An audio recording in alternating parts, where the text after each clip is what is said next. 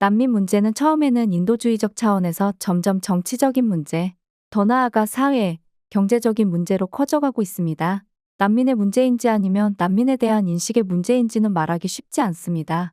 우리나라 역시 난민의 우호적인 국가라고는 말할 순 없을 것 같습니다. 그렇다면 공개적으로 난민을 받아들이지 않는 중국은 어떤 논리를 내세울까요? 관련 영상과 함께 중국 네티즌은 난민 문제를 어떻게 생각하는지 함께 보시겠습니다. 오늘날 세계에서 난민 문제는 이미 전 세계적으로 공통된 문제가 되었습니다. 난민 문제의 출현은 단순히 한 나라의 문제가 아니라 세계적인 문제입니다. 그 중에서도 중국은 난민을 받지 않는 정책을 유지해왔습니다. 이 정책은 중국의 무책임한 행동이라는 주장과 중국의 결정을 지지하는 주장으로 전 세계적으로 많은 논란을 불러일으켰습니다. 설마 우리가 정말 인정머리 없는 냉혈한일까요? 사실 난민 문제를 우리나라의 역사적 관점과 우리나라의 특수한 상황으로 바라보면 왜 우리가 난민을 받아들이는 문제에 신중할 수밖에 없는지 알 수 있습니다. 우선 역사적인 경험으로 보면 한나라 시절 흉노족은 현재의 난민과 같은 존재였고 한나라는 끊임없이 흉노족을 도왔지만 그들은 동화되지 않았고 오히려 계속하여 한나라에 도발했습니다. 또한 당나라 시절 알록산의 난이 있습니다. 알록산은 사실 돌궐족이고 외래 민족이지만 그는 당나라 조정에 중용되었습니다. 이것은 그 당시 당나라가 외부민족을 포용하고 있다는 것을 보여줍니다. 모든 면에서 동등한 대우를 해주었지만 그들은 이에 만족하지 못하고 반란을 일으켰습니다. 따라서 한 국가의 지도자라면 인도주의적으로 마음이 약해서는 안 됩니다. 그렇지 않으면 자신의 왕조가 전복되고 오히려 자국 백성들이 떠돌이 상태에 놓이게 됩니다. 다음은 현대적 관점에서 우리가 난민을 받아들이지 않는 것은 첫째, 중국은 인구가 많고 자원이 상대적으로 부족한 개발도상국이며 사회경제적 문제도 많습니다. 따라서 대량 난민 수용은 중국의 사회 안정과 경제 발전에 큰 충격을 줄 수 있습니다. 동시에 중국의 경찰, 보건 및 기타 기반 시설에는 심각한 문제가 있으며 이는 난민 문제를 해결하기 위해 많은 비용이 필요로 하는데 우리는 도움이 되지를 않습니다. 둘째, 중국이 난민을 받아들이지 않는 것은 국제적으로 난민 문제를 처리하는 방식에서 비롯됩니다. 그동안 전 세계적으로 난민 문제는 인도주의적 문제로 여겨져 왔습니다. 그러나 실제 처리 과정에서 난민 문제는 종종 정치적 문제를 수반하였습니다. 예를 들어 난민 정착 수준으로 국가의 국제적 이미지를 비교당할 수 있고 난민으로 인해 발생할 수 있는 그 나라의 경제적 압박 등이 있습니다. 이러한 상황에서 많은 나라들의 정책이 서로 모순되는 상황이 발생될 수 있습니다. 즉 난민을 많이 받는다고 난민 문제가 근본적으로 해결되는 것은 아니라는 것이고 오히려 난민 문제를 더 복잡하게 만들고 심지어 더 확대될 수도 있습니다.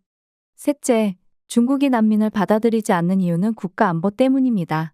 국제적으로 반국가 활동단체 문제와 난민 문제 사이에는 불가분의 관계가 있습니다. 정치적인 문제로 인한 국가 안전을 위협하는 자들이 난민 지위를 이용하여 입국하여 사회의 안전을 위협하는 다양한 반국가 활동을 하고는 합니다. 따라서 난민에 대한 선별관리는 이러한 위험한 행동의 발생을 방지하기 위해 매우 엄격해야 합니다. 이를 위해서는 정부가 보다 장기적이고 안정적이며 과학적인 난민 정책으로 대응해야 합니다. 결론적으로 중국이 난민을 받아들이지 않는 이유는 여러 가지가 있지만 많은 국가가 난민을 받아들이지 않는 국제 상황과 비교할 때 중국의 이유는 국가 상황, 국제 정세 및 안보 측면에서 더 합리적이고 타당합니다. 이 영상뿐만 아니라 대부분의 중국 사설이나 논평에서 중국이 난민을 받아들이지 않는 이유로 언급하는 내용입니다.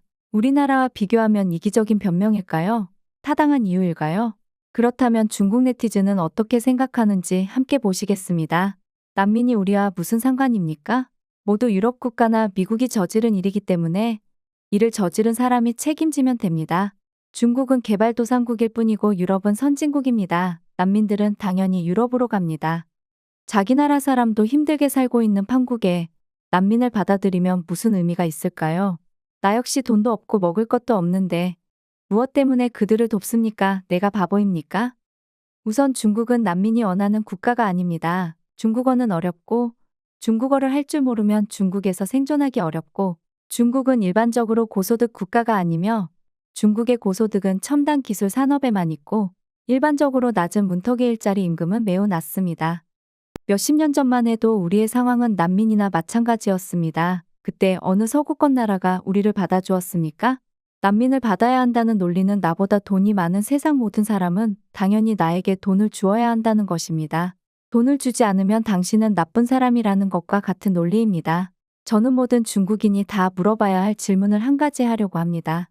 왜 이 난민들은 자신의 나라를 포기하고 자신의 나라를 위해 노력하려고 하지 않습니까? 한국과 일본은 동아시아에서 유일한 선진국입니다. 왜 한국과 일본은 동아시아를 대표해서 모든 난민을 받아들이지 않는 것입니까? 우선 우리는 난민을 받아들이지 않는다고 말한 적이 없고, 둘째, 그들은 중국에 오겠다고 말한 적이 없습니다. 그들은 구미국가나 한국과 일본 같은 선진국을 원합니다. 그들이 왜 선진국을 원하는지에 대해서는 누구나 알고 있을 것입니다. 준비한 영상은 여기까지입니다. 시간 나시면 구독과 좋아요 부탁드려요.